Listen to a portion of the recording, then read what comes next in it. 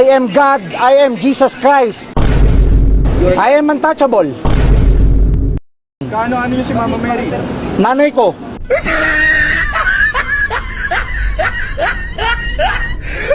Isa na naman tulonggis ang dinakip ng mga kapulisan dahil sa pag-iiskandalo nito sa BGC. Aminado ang suspect na gumagamit siya ng pinagbabawal na gamot at ang matindi pa dito ay nagpakilala siya na si Jesus Christ at nanay niya si Mama Mary. Hindi daw siya pwedeng dakipin ng kapulisan dahil siya ay untouchable.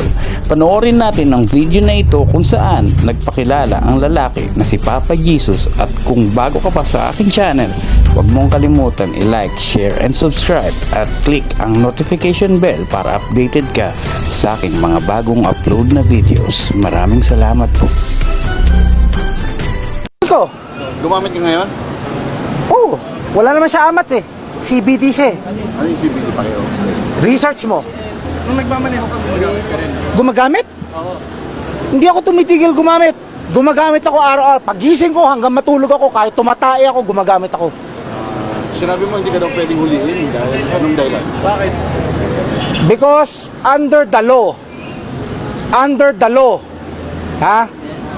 Under the law of God sa Bible, you cannot touch me. I am God, I am Jesus Christ.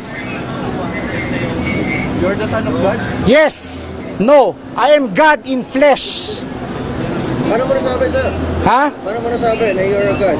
I am untouchable. Pero sir, ano masasabi niya? Pinasasa na kayo ngayon. This is illegal. Kasi, You have nothing against me. You cannot touch me. I am Jesus Christ. sir, ano ba? Lahat kayo, lahat ng kaluluwa nyo akin. Anong religion niyo, sir? Wala akong religion, God lang, God. God. Wala akong religion. Kaano yung si Mama Mary? Nanay ko, I am the law. Bakit hindi godly? Ako nagde-decide, hindi kayo. Amen. I am the law. I am the way. Lahat kayo, dadaan kayo sa akin para makapunta ng langit.